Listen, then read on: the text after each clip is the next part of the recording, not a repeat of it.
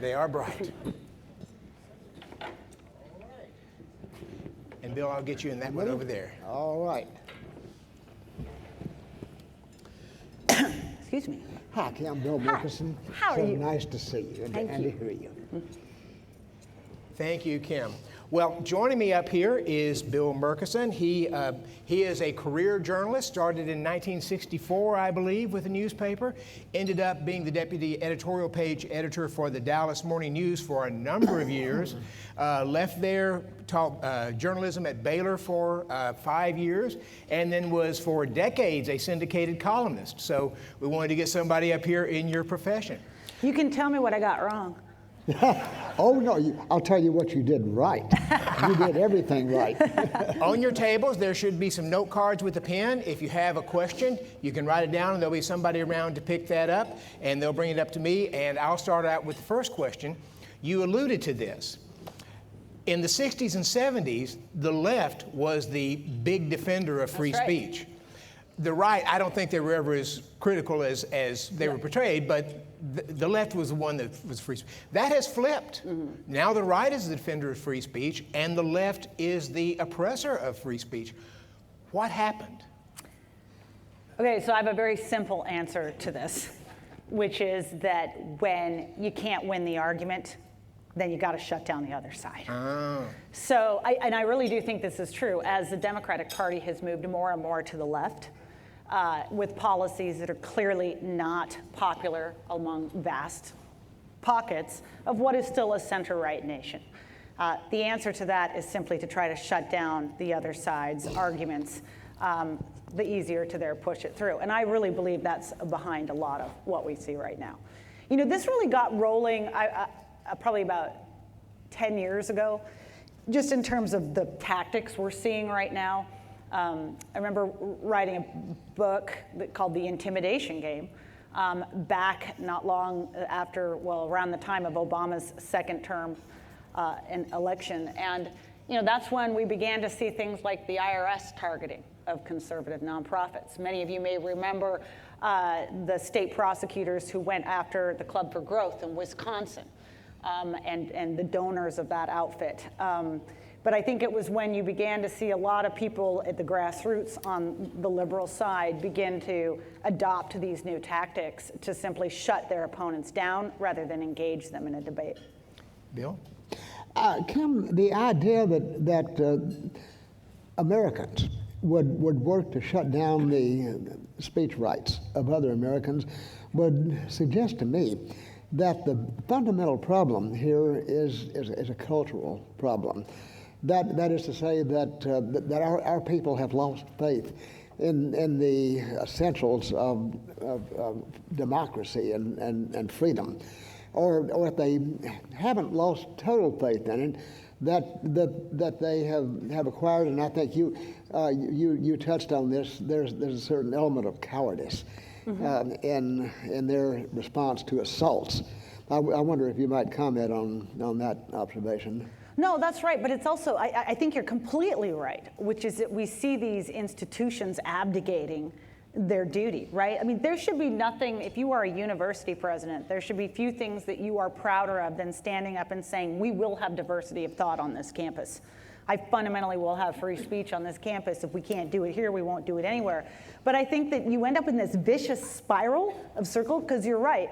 People don't trust in the process anymore, in the institutions, but then they have even less trust when those institutions fail to stand up and do something. And so it's this kind of vicious downward spiral where you no longer trust that the university president is going to do that. And so, anyway. You mentioned Mark Zuckerberg and social media, Twitter and so forth, and they initially seemed to be big defenders of free speech. But as time has moved on, they've said, well, we've got to make some adjustments here and we've got to be a little more aggressive. What do you think is driving that?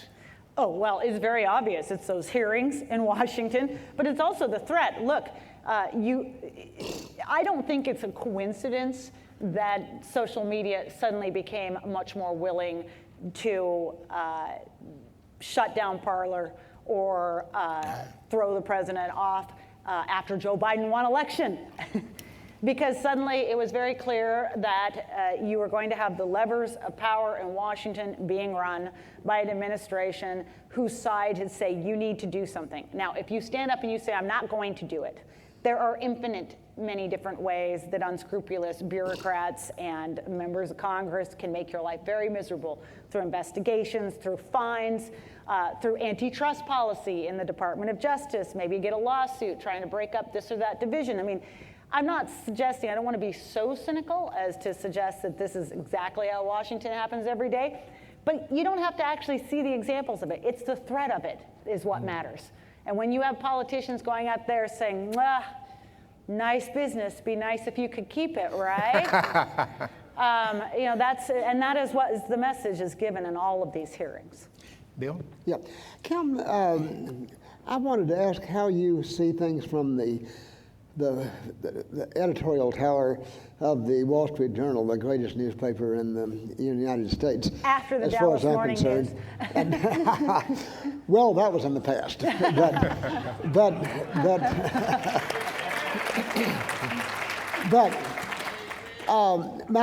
My question, I guess, is specifically, and I subscribe to the Wall Street Journal. I read it daily, and I read it thoroughly.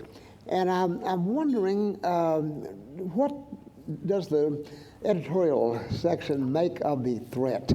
I know that you are robust defenders of the right to speak freely, but does the journal perceive an oncoming locomotive that is threatening its own stature within journalism and the ability of its writers and thinkers to express their opinions? Is big journalism coming after the Wall Street Journal? Oh yeah, that locomotive is here. It's already here. It's honking at the station. I have been immensely proud, and I would hope that any of you out there who read the Journal to work for an institution that so far has not bowed even once on any of this. We have been subject to demands and protests and requests that we modify our views and change what we do, and we have not so far.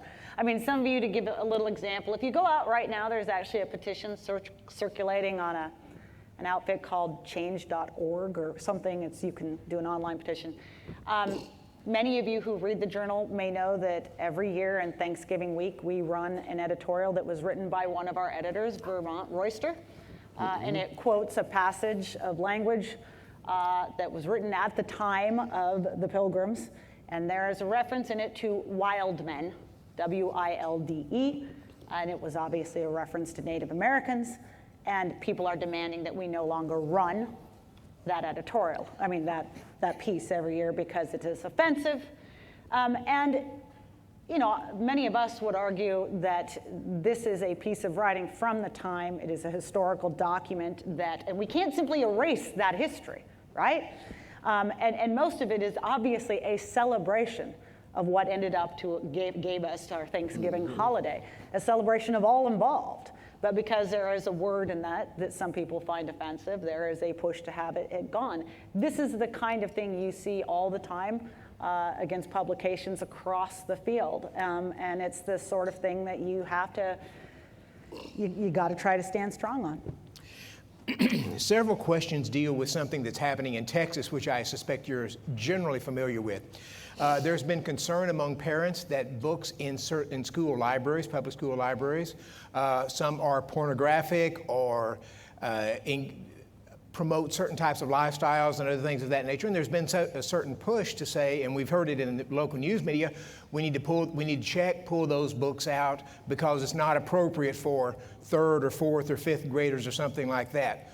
What's your position on that? Well, look, this is a more complex thing. I think that there are two different things here. One, we can talk about curriculum, what's taught in a classroom, right? And parents should certainly be involved in their school boards and at their state level, local level, to understand what's happening and have influence on that. I have a slightly different view when it comes to libraries, banning books and pulling books. I also think that, unfortunately, one real problem we have in society is a loco parentis Too often, we are just simply ceding to the schools responsibility for our children. We need to be involved in knowing what they're looking at in the library. Having books in a library that are a resource for students whose parents want them to learn about certain subjects, and there may be lines, again, what counts as pornography, correct, right? But, we also need to be more engaged as parents in terms of that. We need to have confidence that our librarians are working with the kids to make sure they're getting age-appropriate material. We simply need more engagement in school. I'm a little bit more reticent to simply say, pull out any book that offends anybody, because, then you go down the road of, the reality is Harry Potter offends some people who are very religious. They view witchcraft and wizardry as anti-religious and bad. So where does it stop? And this has always been the problem when it comes to books and libraries. So yes, definitely everyone should be more involved, but I think an automatic impulse to simply pull anything that offends anybody gets us in a tough spot.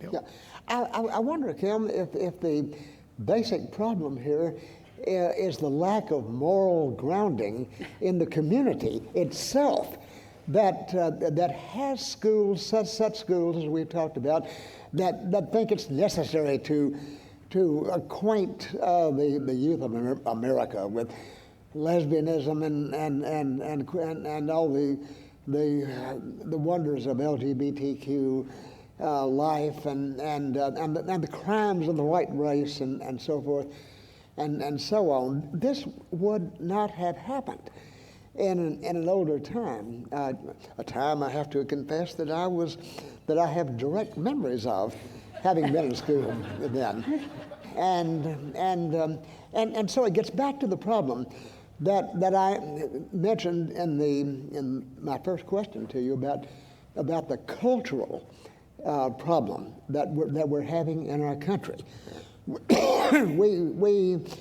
We have, and I want you to answer. I don't want to go on and set the stage for you, but I simply want to suggest that if we had a more moral grounding, we would not have these problems with the attempts of parents to restrict the reading that their children are called on to do in school. Well, you just put your finger on something really big, which is what I referenced a minute ago, this mentality that schools think it is their duty to teach children these wide range of cultural questions. I mean, we used to send our kids to school to learn reading and arithmetic and history, and now, the range of things that we're supposedly have to tell them about is so vast. And by the way, though, part of that is our fault, and I want to say that because it's true. When I was a kid, my mom spent a lot of time at my school. She knew all my teachers, and partly this is the nature of the fact that communities change. We've got now a lot of people live in cities. You don't necessarily have that small town atmosphere and feel anymore. But increasingly, as time has gone by, parents have seen school as this place where you send your kids. You don't really know much of what they do there all day. Then they come home and you help them with your homework, and that's school. And it's like babysitting all day, right? It's not an institution that parents engage with on a regular basis. Now that's changing. We're seeing, especially, it was a big wake-up call for millions of parents around the country to listen to their children's Zoom classes and actually find out what was happening in school all day. But we kind of allowed this to happen to ourselves, and we've got to re-engage in that and redefine some of those boundaries again, too. Mm-hmm. If we're going to have the attitude, which we have for too long, well, we'll let the schools handle all those tough questions, and we're not going to do it ourselves around our kitchen table, and a lot of people do still, but we have to reassert some control there again. We've got a number of students here from the charter school and also from the Sumners Foundation. And this one I think is probably from the charter school. They're saying we could be in college soon. How do you... I'm so sorry. That actually gets to the point. She said, if we support free speech, how do you suggest that we defend that in an era when our safety might be at risk if we suggest that we believe in free speech? Yeah, well, this is a really thorny question. Although one that I'm really happy to see a lot of people are now thinking about, right? And we're already seeing some movement out there in Texas, alternate university, correct? Yes, right? Austin University. Yep, right. Houston versus Austin? Yeah. Yeah, I mean, there's a big debate right now, which is finally happening. It's overdue, about how we deal with the problem in higher education and this lack of diversity. You see a lot of different ideas about how you handle it. Some people, you need to reform from within, you know, and like, for instance, my alma mater, Princeton University, Robbie George is there, but he has managed to band together, some of you guys might know this, with someone on the left, Cornel West, and got him together. They're like, we're not going to let our university become a place where we can't engage in the free exchange of ideas. And so they've kind of created a little bulwark there. I'm not suggesting that it's a perfect environment, but so some people reforming from within, some people saying, nope, we got to start all over. Just create new universities and begin from afresh. We're seeing efforts like that happen. Obviously, we have a thriving interest in some of those schools out there who still do care about classical education, Hillsdale, for instance, and folks that are, and I know there's been a lot of attention on that. So we're seeing some movement. But if you're a kid going in, I think you got to try to find some like-minded folks on campus. Give yourself a voice so that you're not alone, right? And make the case for free speech. I know it's tough, especially when there are professors and others. You fear retribution, poor grades, harassment on campus. But those are things we're going to have to face down the bullies. I feel bad doing that, asking the 17 and 18-year-olds of the world to have to step into that arena, but this is the world we're in, and you got two choices. You can be quiet or you can stand up. Taekwondo may be an option, but just saying.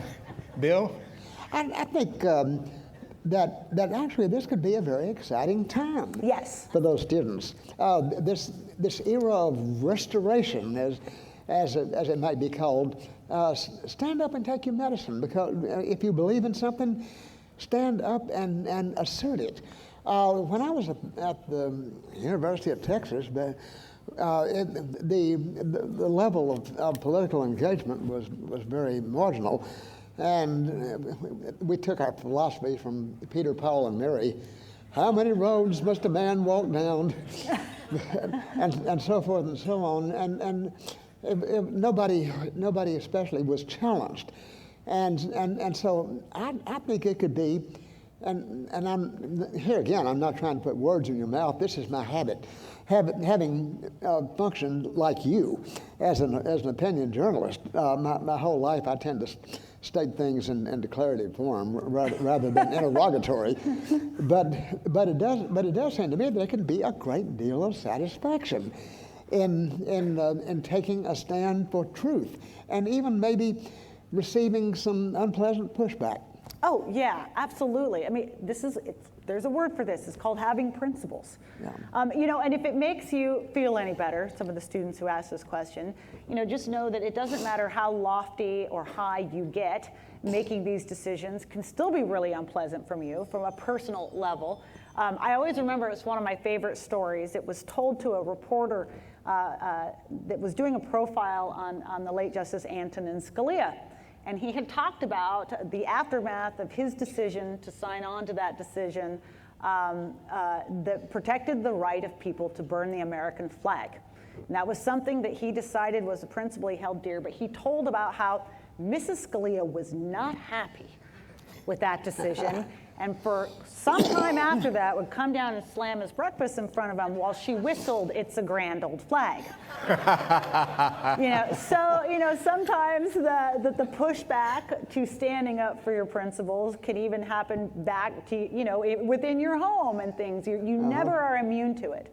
But that is one of the joys and great things, that we have the ability to stand on those principles, knowing that sometimes they're going to be uncomfortable. Well, Kim, it's 1:30 and we have to get you back to the Sumner Scholar. So join me in thanking Kim Strassel. Thank you. Thank you. remember, she has a place to go, so don't stop her because she needs to be able to get back there. And we hope you'll be on our email list so that you can hear about the Sumners luncheons coming up next year. Thank you all. Thank you. Thank you.